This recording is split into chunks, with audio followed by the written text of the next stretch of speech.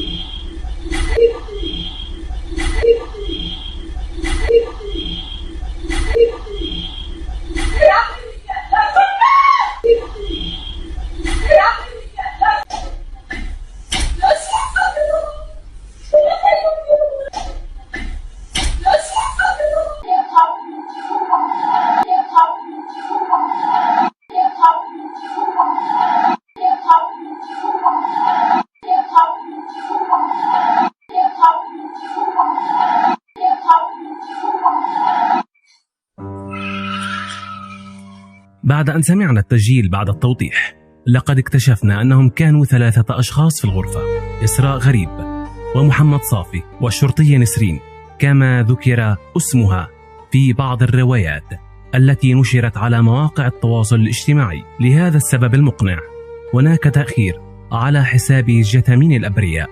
شاركوا الفيديو في كل مكان، لا تنسى الإعجاب والاشتراك